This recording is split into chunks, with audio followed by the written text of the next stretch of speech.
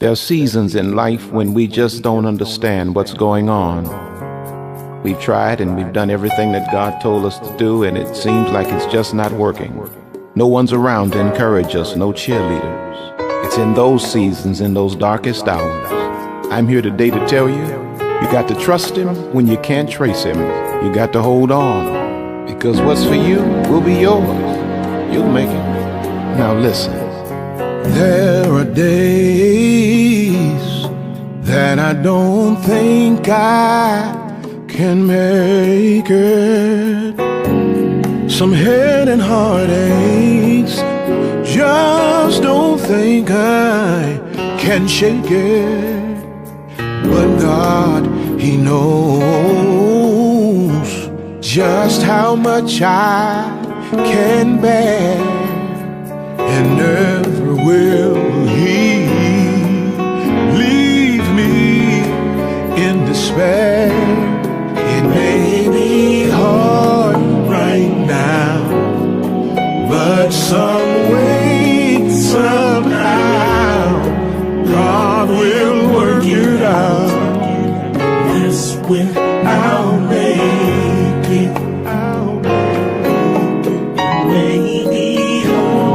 It's hard right now, but some way, somehow, God will work it out. That's when I'll make. Oh yes, I will. Sam, now you tell him about it. There have been times that I had rather given up on life. Tell the story, man.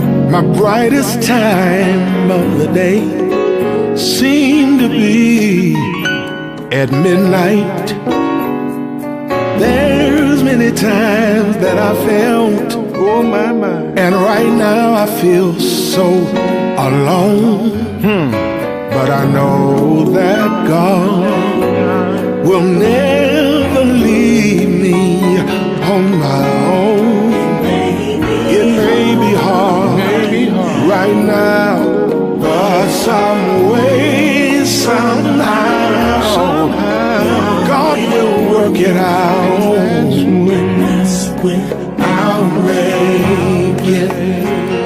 I know without a shadow of a doubt that it's hard, but some way, somehow, God will work it out, and that's when I'll make it. It may be hard right now, but some way, somehow, God will work it out, and that's when I'll make it. I know it's hard right now.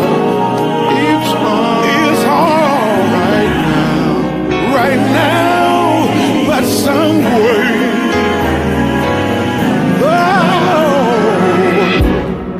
I'll make it. Oh, yes, I will. Oh, yeah. Maybe going through the storm right now, but sooner or later, oh, yeah. After the storm is over, after the smoke clears, that's when I'll be near to making it. In the Lord's time, everything is gonna work out fine. Oh yes, it will. Oh, won't have to cry no more. God's gonna give you double for your trouble. Yes, He will. Want somebody to know it's gonna be greater later. Yes, it will. Little brother, I'm glad you told them. You know, we've just come through the most difficult season in our lives. And one thing I've learned about God is that He's everything He ever promised He would be. And I want to say to you today, it's not so much of what you're going through. My brother, my sister, it's about what you're going to. You're gonna make it. It's gonna be all right.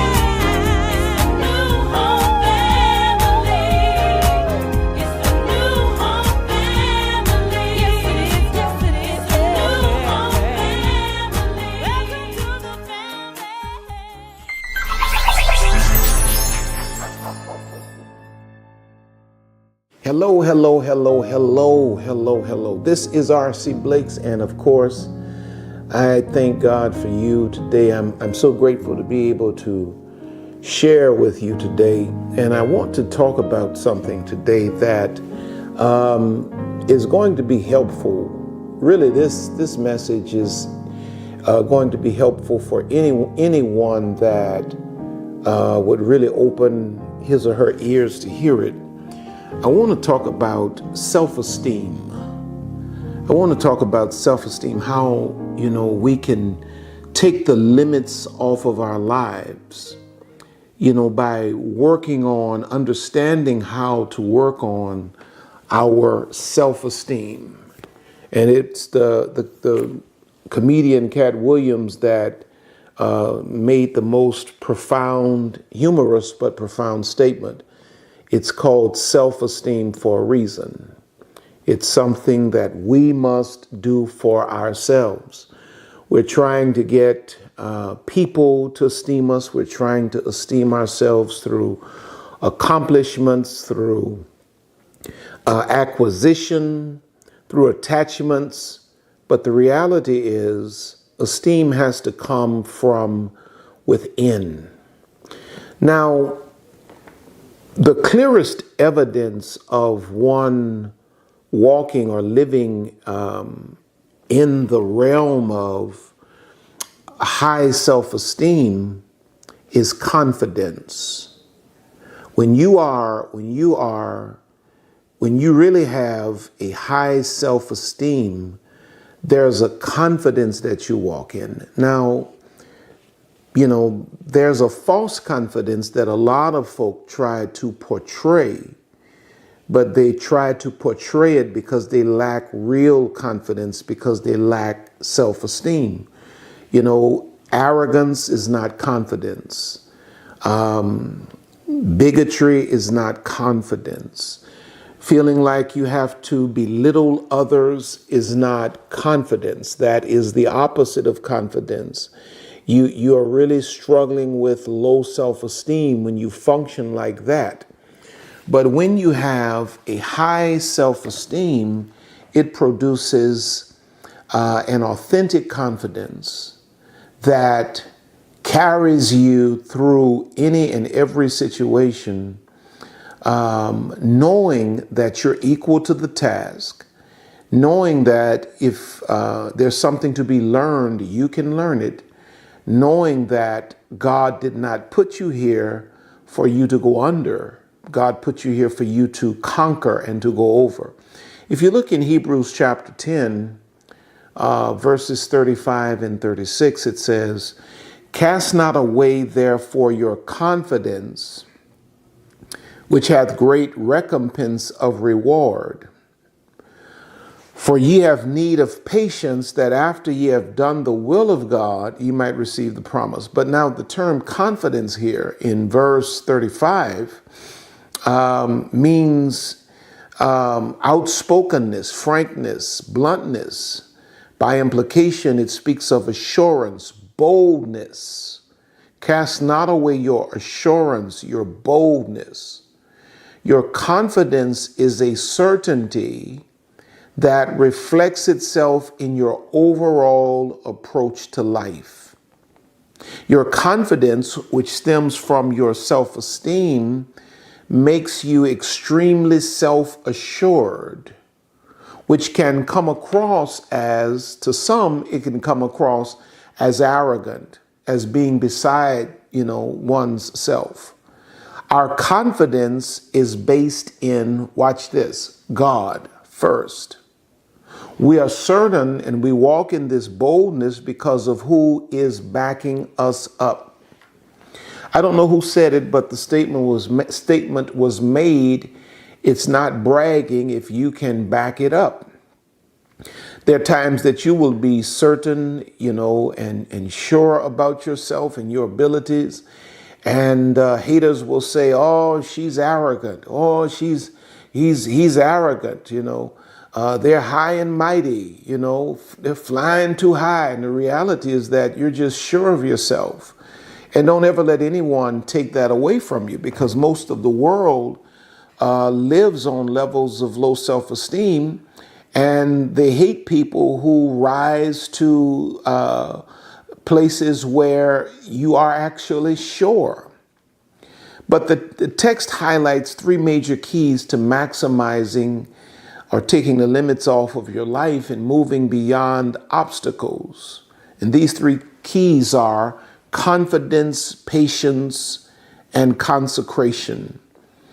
Now, notice how he connects the reward to confidence. He says, cast not away, Hebrews 10:35-36, cast not away therefore your confidence, which hath great recompense of reward. Notice how he connects the rewards in life to confidence. I thought that was very interesting, that rewards are attached to confidence. The people that life rewards the more or the most are the people who have a sense of certainty and confidence about whatever they attempt. You cannot give life a half-hearted attempt, doubting yourself the entire way and think that you're going to get the best out of life on your job. If you're working in a professional sense, the people that come into that office with a high sense of esteem and a strong self-confidence are the ones that usually step into and take advantage of the opportunities. Now, people that are doubtful and are hesitant are always hoping and never realizing. And see, that's where some of you all are now. You are, you're doubtful and you're always hoping for stuff, but you don't have the confidence to actually step into the realm of the reward because you lack the confidence. You lack the confidence because your esteem is not where it should be. When you lack that strong sense of confidence, you're always defending,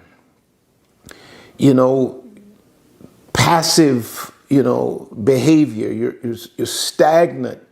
All of these things are what? Signs of a lacking self-esteem that leads to a broken confidence. Now, if you go to James chapter 1, verses 6-8, it says, but let him ask in faith, nothing wavering. For he that wavereth is like a wave of the sea, driven with the wind and tossed.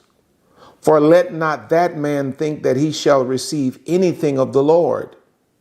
A double-minded man is unstable in all of his ways.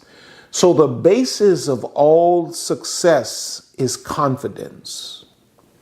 You must know that you can achieve it, and your mind must be locked in and established there. Let him ask in faith, nothing wavering, confidently. For he that wavereth is like a wave of the sea, driven with the wind and tossed all over the place. For let not that man think that he shall receive anything of the Lord. A double-minded man is unstable in all of his ways. The reason things may not be working for you right now is because you've not done the work, the internal subsurface work of building your self-esteem. There's a book that one of my daughters sent me it's written by a man by the name of MacDonald. I can't reach it, but it talks about building below the waterline. Building below the waterline. And I just started thumbing through it. I just started thumbing through it. It's talking about how, I think it's the Brooklyn Bridge, if I'm not mistaken, how they spent over a year working on that bridge and nobody saw anything. And everybody was like, when are they going to start working on the bridge? And the reality was that they were putting in the subsurface structure. They were working on the part of the bridge that would be below the waterline to hold up everything that the world would see above the waterline. And see, there are too many of us that have tried to erect bridges who've not done the subsurface work below the waterline. Before you run out here, make certain that your confidence is intact. Make certain that your esteem, your self-esteem is in place. Mark chapter 9 and verse 23 says, Jesus said unto him, if thou canst believe, all things are possible to him that believeth. So Jesus is referring to the law of faith, which states, if you can believe it, you can achieve it. However, this is two-way faith. You must believe in God. Watch this. You must believe in God and what he said, as well as you must believe in yourself. You must believe in God. It's not enough for you to believe in God that, he can do it, that he wants to do it for you, and then turn around and don't really have the confidence in yourself. You've not worked on your self-esteem to the point that you have the personal confidence to know that you're fully capable and able of stepping into whatever God has sanctioned. It's like when the children of Israel got to the promised land, the majority of them, but for Caleb and Joshua, died in the wilderness because they did not have the confidence to go in and to conquer the land. But God brought Caleb in, and God specifically said of Caleb, he will go in because he has another spirit with him. He didn't have the same lack of confidence that the rest of them had.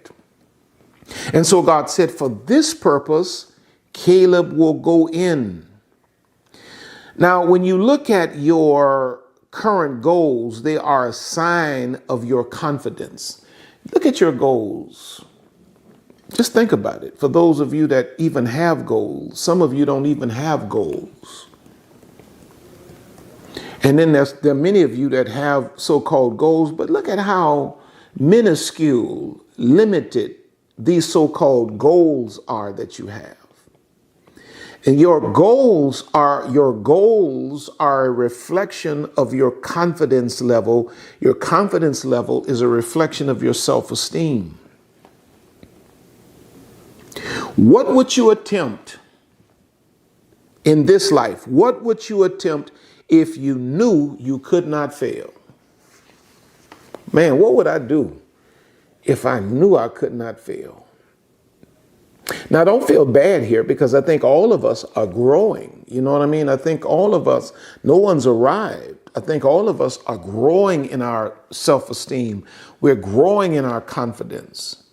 But what would we really do if we knew we could not fail? That if God himself came down and said, do anything that comes to your mind, I will not let it fail, and you knew it was God talking to you, what would you do? Most people never get a glimpse of their true potential because they allow fear to block their confidence. Fear steps in and it makes us turn our focus outward, and we're looking at stuff and we're not seeing anything. We obsess about, think about it. People obsess about what other people think of them and what other people say about them. What would they say if I don't achieve it, if I don't succeed? Think of how foolish that is. Foolish of a reason that is to not give life your best.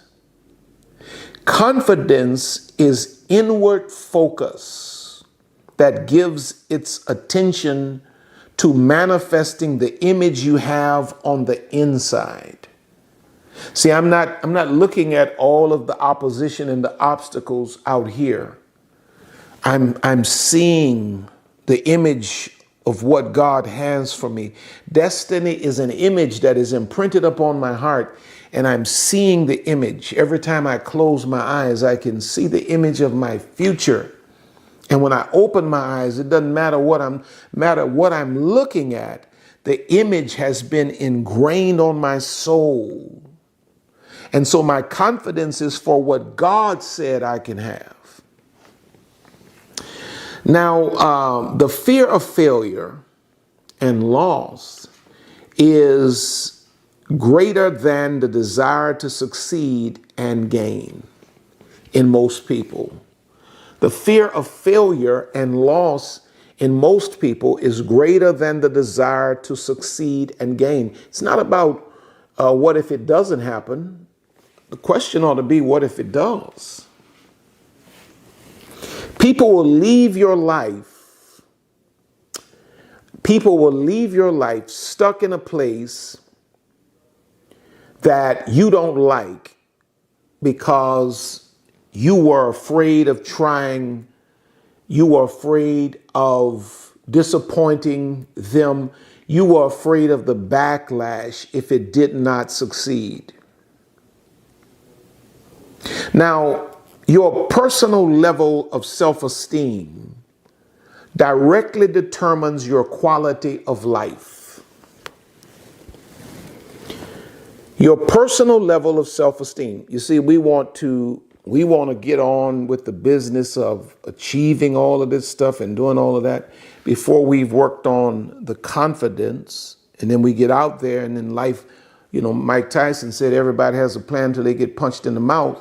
Well, you get out there and you think you got a plan and life punches you in the mouth and you realize that you didn't work enough on your confidence. And then you can't substantiate your confidence until you start at the starting line, which is where? Your self-esteem. Your personal level of self-esteem directly determines your quality of life. God is working on my self-esteem. Yeah, I've gotten so much better over the years. But there are two aspects of a mentality that takes the limits off of life: your self-concept and your self-esteem. Your self-concept is how you define or view yourself. Everybody has a self-concept. Now, the unfortunate reality is that most people don't consider what they see of themselves to be worth much. Now, one study showed that 95% of the population compares themselves unfavorably to others. The 5% of the population that view themselves as adequate and competent experience the greater percentage of the success. Interesting how 95% of the population compares themselves unfavorably to others. Kind of like the children of Israel when they went in to spy out the land. 12 went out to spy it. 2 came back and said, we can do it. The other 8 said, or the other 10 said rather, we can't do it. We're like grasshoppers in their sight. The 5% of the population that view themselves as adequate and competent experience the greater percentage of the success. Now, there's a parable that captures the power, what I believe is the power of high self-esteem versus a low self-estimation, low self-esteem. Go to Matthew chapter 25. Matthew chapter number 25, verses 14 through 28. Listen to what it says. For the kingdom of heaven is as a man traveling into a far country, who called his own servants and delivered unto them his goods. And unto one he gave 5 talents, to another 2, to another 1, to every man according to his several ability. And straightway took his journey. Then he that had received the 5 talents went and traded with the same and made them other 5 talents. And likewise he that had received 2 talents, he also gained other 2. But he that had received 1 went and digged in the earth and hid his Lord's money. After a long time, the Lord of those servants cometh and reckoneth with them. And so he that had received 5 talents came and brought other 5 talents, saying, Lord, thou deliverest unto me 5 talents. Behold, I have gained beside them 5 talents more. His Lord said unto him, Well done, thou good and faithful servant. Thou hast been faithful over a few things. I will make thee rule over many things. Enter thou into the joy of thy Lord. He also that had received 2 talents came and said, Lord, thou deliverest unto me 2 talents. Behold, I have gained 2 other talents beside them. His Lord said unto him, Well done, thou good and faithful servant. Thou hast been faithful over a few things. I will make thee ruler over many things. Enter thou into the joy of thy Lord. Then he which had received the 1 talent came and said, Lord, I knew thee that thou art an hard man. Here comes an excuse. Thou art an hard man, reaping where thou hast not sown, and gathering where thou hast not strawed. And I was afraid and went and hid thy talent in the earth. Lo, there thou hast, that is thine. Exactly what you gave me is what I'm giving back to you. I have done nothing with it. His Lord answered and said unto him, Thou wicked and slothful servant, thou knewest that I reap where I sowed not, and gather where I have not strawed. Thou oughtest therefore to have put my money to the exchangers, and then at my coming I should have received mine own with interest. Take therefore the talent from him and give it unto him which hath 10 talents. Now, I want you to just stay with me here. I want to show you something here. There are a few things we see in this text that speaks to us about the results of self-confidence. The first thing we see is that the master gave all of the servants talents with the expectation that they would increase or succeed with what he gave them. Number 2, we see that 2 of them excelled, the one with the 5, the one with the 2, while 1 was stagnant. The one with the 1 was stagnant. The third thing we see is that the one that was stagnant was fearful, full of excuses and complaints. He was fearful, and his fear robbed him of the confidence to act. And then finally, those that had the confidence to take action were rewarded with more. The difference between he and the others was confidence. Their confidence pushed them into doing something with what was given them, which increased it. And then on top of the increase of their labor, that was the result of their confidence, that was the result of their high self-esteem, the Lord returned and rewarded them with more. What you will attempt to do in life is determined by your self-estimation. He had a negative self-view, and so as a consequence, he sat there stagnant with exactly what the master left him with. That's what he gave the master when the master returned. What a sad state of affairs.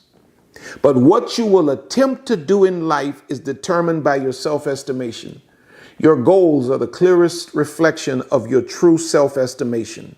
You got these little mediocre, do-nothing goals, calling them goals. It's not even goals. The average person uses only 10% of their potential, some say. And recent studies show that the average person really uses only 2% of their potential. Wow. 2%. So what would you do if you tapped into 20% of your potential? And that's the average person. That's the average person, uses 2% of their potential. People live within 10% of their self-concept, up or down. This is why most people who win the lottery, watch this, throw it away. It's too far above their self-concept. So they throw it away until they break it back down to their comfort zone. Proverbs 23:7 says, For as he thinketh in his heart, so is he. What is the great principle of this passage? Whatever a person truly thinks is what they will always manifest.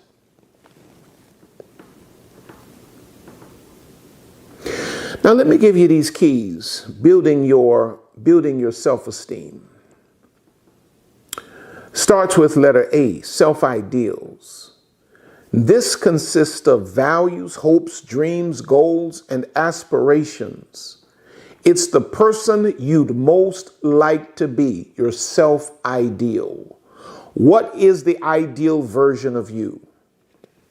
Because winners are very clear about what they really want, how they want to present themselves to the world.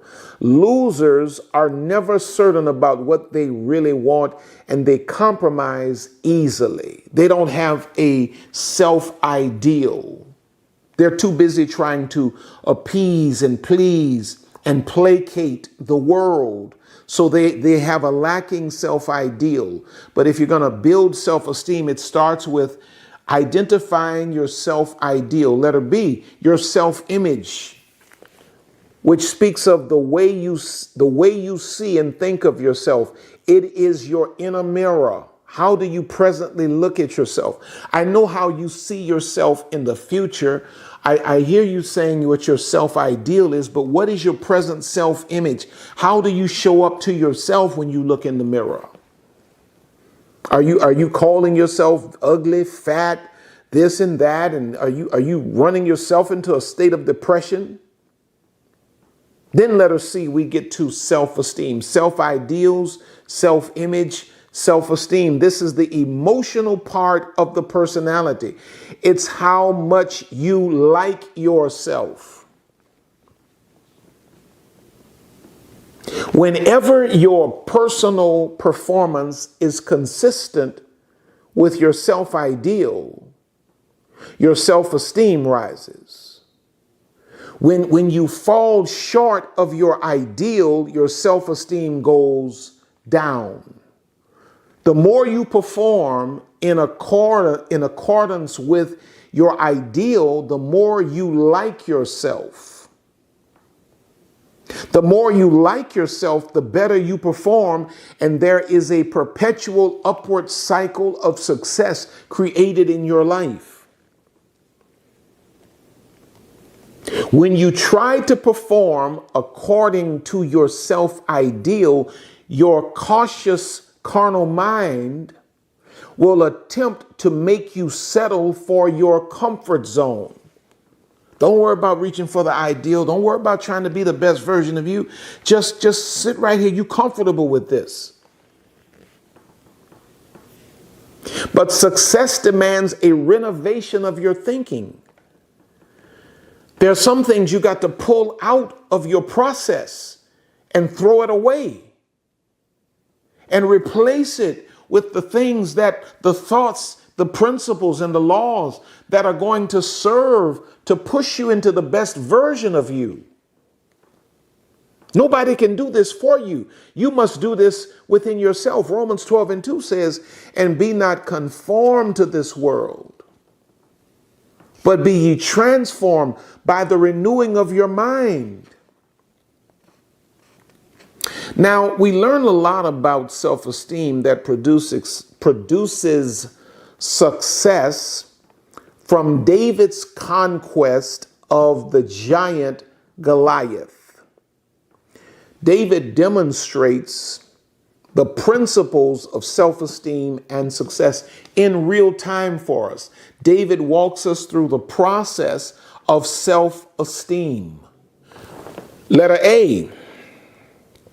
David shows us that letter A, we must develop a habit of stepping into challenges. When David had to meet Goliath, David had such high self-esteem because he learned from a child to meet every challenge head on. So when it came down to meeting Goliath, the Bible says David ran to meet him. He didn't walk cautiously. He ran to meet him. If you look in 1 Samuel 34 through 37, David is talking to King Saul here. And he says, and the Bible says, and David said unto Saul, thy servant kept his father's sheep. And there came a lion and a bear and took a lamb out of the flock. And I went out after him and smote him and delivered it out of his mouth. And when he arose against me, I caught him by his beard and smote him and slew him. Thy servant slew both the lion and the bear, and this uncircumcised Philistine shall be as one of them, seeing he hath defied the armies of the living God. David said, moreover, the Lord that delivered me out of the paw of the lion and out of the paw of the bear, he will deliver me out of the hand of the Philistine. And Saul said unto David, go, and the Lord be with thee. David had no clue that his prior experiences were simply preparation for a meeting with destiny. Now, I'm certain that he had to be fearful, but he did it anyway. He stepped to the challenge anyway. You see, you got to learn to do it afraid. Just because, I have apprehensions, because I have, bona fide concerns that this man has killed so many people and he's a warrior, he's 8 times my size and all of this kind of thing. When you are working on your confidence, you learn to run to the challenge. And the thing that gives you the energy or the fortitude to run to the challenge is that you need to do like David did. That is, look back over your history and see what the Lord has already done and recall. When you recall, it's going to empower your present assignment. Letter B, always be yourself. We learned this from David. David stepped to the challenge. He said, we're not going to let this man do this here. King Saul, I got to go get him. Saul said, you can't do it. He said, I can do it. I killed the bear, killed the lion. Same God deliver me from that, going to deliver me from this. And the second thing we see is that we learn from David is that you got to always be yourself. King Saul wanted to arm David with some of his armor, which was an honor. But David refused Saul's armor. David said, I got to use the stuff that I'm comfortable with. I got to do me. You can't work on your self-esteem and your self-confidence if you're trying to be a fabrication, if you're trying to be a copy of an original. You will never build high self-esteem with that. If you look in 1 Samuel 17:38-39, and Saul armed David with his armor, and he put an helmet of brass upon his head. Also he armed him with a coat of mail. And David girded his sword upon his armor, and he essayed to go, for he had not proved it. And David said unto Saul, I cannot go with these, for I have not proved them. And David put them off him. David said that he had not proven Saul's gear, so he went with his own armor. And this is symbolic of David being true to himself. You can't be truly confident unless you are true to who you are. You gotta be you, baby. You can't run around here trying to please everybody and be everything to everybody. You gotta be you. You gotta be authentically you. If you're going to build your self-esteem, you have to know that you are authentic and genuine. You can't show up as a hypocrite. And then letter C, we learn from David, you got to practice self-motivation. David did not need anybody else to motivate him to face Goliath. Nobody believed in him. His brothers didn't believe in him. King Saul really didn't believe in him. He just didn't have no other choice. Nobody believed in him. They looked at him like he was crazy. But he motivated himself. In fact, nobody else believed he could do it. Nobody believed he could do it. He believed in himself. And he motivated himself with what? Self-talk. What are you saying to yourself? It's one thing for the world to say this, that, and whatever to you. But what are you saying to yourself? What are you filling your own spirit with? You have to practice self-motivation. 1 Samuel 17 again, 45 and 46. Then said David to the Philistine, thou comest to me with a sword and with a spear and with a shield, but I come to thee in the name of the Lord of hosts, The God of the armies of Israel, he's preaching to himself right now, whom thou hast defied. This day will the Lord deliver thee into mine hand. He's making his own confession. And I will smite thee and take thine head from thee, and I will give the carcasses of the host of the Philistines this day unto the fowls of the air and to the wild beasts of the earth, that all the earth may know that there is a God in Israel. So there are seasons in every person's life that you will have to motivate yourself. There are some things in your life that nobody will encourage you in. You must be self-motivated and encouraged, because we have the responsibility of speaking words of self-approval over our lives to reverse negative programming. And when you begin to do this, you simultaneously begin to build your self-esteem, which does what? Strengthens your confidence. I pray you got something out of this today. I certainly enjoyed teaching it. Stay right there. Of course, my prayer is that you have gotten something out of this teaching today. My prayer is that you've gotten something out of this that you can transport back into your life and see it work for you to produce fruit, in your life. That's my prayer. Now, as we prepare to honor the Lord in our giving today, I want to challenge you to do something today relative to our seed. I want every person that really needs to see, there's something you need to see God move upon. Now, that's not a lot of you. A lot of you in a position where all is well. I want you to just sow out of your gratitude, that God has been good to you, that God has just blessed you, and that you're in a season where you can breathe. Think about that. Some of you are in a season now where you can breathe. Financially, you can breathe. You've been without a job. Now you have a job, and things seem to be going well in your marriage. I want you to sow out of gratitude today. But there are some of you that really need to see God move. I mean, you really need to see God move. I've been teaching you all. I hope you're learning, but I've been teaching you all about the power of the intentional seed.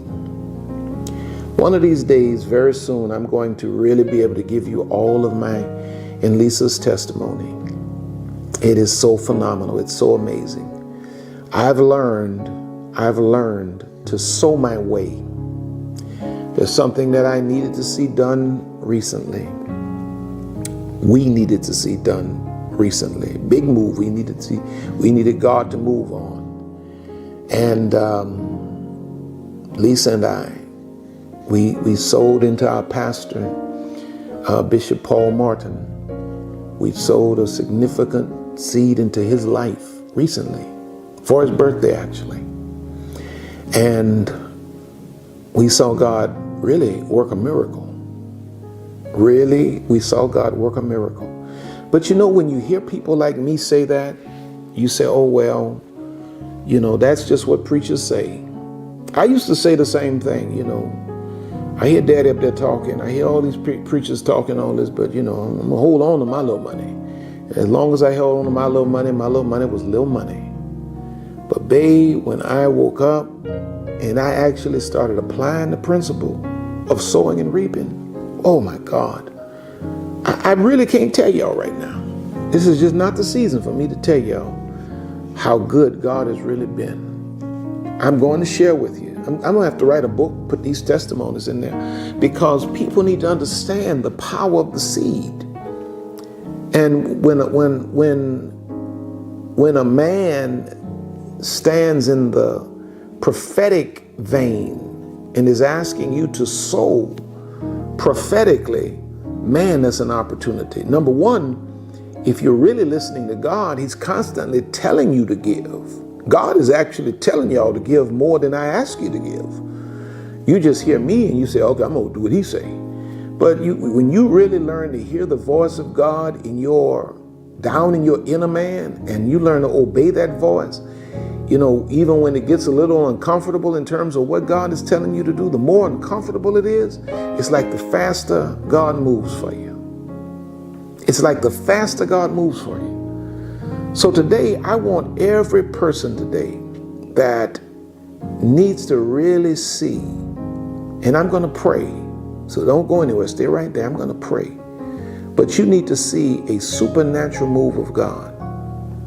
I want you to get a $121 seed, and I want you to sow it. Now, look on the screen. You're going to see Givelify. You're going to see Cash App. You're going to see Text to Give. When you use the Text to Give, it's awesome when you do that because you're now in a database. If something ever happens, we can text you messages relative to what's going on. You're going to see the website, and then you're going to see the mailing addresses where you can mail it to New Orleans or Houston. I want you to find one of these means, and I want you to sow that $121 seed today. And I want you to believe God. And I'm going to agree with you in just a second. I want you to believe God for a supernatural turnaround. And I want you to promise God that when he does it, you're going to give the testimony. Even if it means you're going to have to just type it and email it to me so I can read it. Even if you want me to not use your name, I get it. But I need the testimony. I want you to believe God for the thing that you're sowing this intentional seed for. And I want you to promise God you're going to give the testimony when he blesses you. And I want you to watch God do for you the same grace, the same grace that's upon my life will transfer to yours. And I have a grace on my life like I've never seen before in all of my life. In all of my life. Now, Father, I thank you. I thank you for those who have ears to hear what the Spirit is saying to the church. And now, God, as I have spoken to them prophetically, let not one word fall to the ground void. But God, manifest the very thing that I speak out of my mouth, manifest it in their lives. I speak supernatural turnaround in the name of Jesus. Supernatural turnaround in the name of Jesus Christ. I thank you for supernatural breakthroughs behind every seed sown today. Supernatural breakthroughs. Those who may not have the 121, God, whatever their significant seed is, God, I thank you for honoring it, knowing their hearts. In Jesus' name, I call it done. Those of you that need to tithe, make certain that you return the Lord's tithe today. Use one of those giving means, electronic giving means. Those of you that need to mail, you can mail it. But just know I love you all, and I thank God for you. And you're on top and you're going higher. God has more in store for you. So guess what? I will see you at the top. I love you. And the word of the Lord is blessed. Can we just thank God for that word from our Bishop, R.C. Blakes Jr. Listen, family, now is the time to sow a good seed into the man of God's life. We can do that by sowing into his Cash App. As a matter of fact, you can take out your phones and scan that QR code. But if not, you can put in $ ROBERTBLAKESJR. You can also sow into his Venmo, his personal website, or on the Givelify app at New Home Ministries Temple. Family, let's sow a seed into the man of God's life. Do it now.